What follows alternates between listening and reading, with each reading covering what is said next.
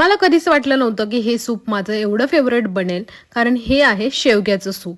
एकदम हेल्दी पद्धतीने बनवलेलं.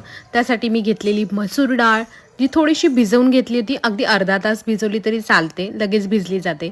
त्यानंतर कट केलेल्या शेवग्याच्या शेंगा, थोडंसं टोमॅटो, कांदा, अद्रक आणि लसूण सगळं कुकरमध्ये ॲड करायचं. त्याच्यात थोडंसं पाणी ॲड करायचं, थोडंसं मीठ टाकायचं आणि मस्तपैकी 4 शिट्ट्या होऊ द्यायच्या.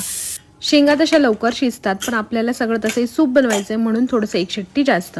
त्यानंतर जे हे मिश्रण आहे ते ऑलरेडी तुम्ही बघू शकता की किती छान स्मूथ झालेलं आहे. त्यातच थोडीशी कोथिंबीर आणि एक मिरची ॲड करायची, म्हणजे त्याची अजून छान टेस्ट येईल आणि थोडंसं तिखट पण. आणि सगळं मिक्सरमधून बारीक केल्यानंतर त्याला छान गाळून घ्यायचं, म्हणजे आपल्या स्ट्रेनरनी.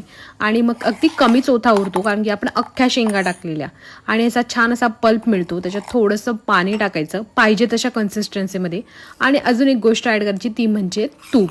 घरी बनवलेलं साजूक तूप ॲड करायचं, त्याने त्याची टेस्ट खूपच छान येते. आणि मग काय झालं आपलं शेवग्याच्या शेंगांचं हेल्दी सूप, जे की लहान मुलांनाच काय मोठ्यांसाठी पण खूप हेल्दी आहे. सो नक्की तुमच्या मुलांसाठी ट्राय करून बघा.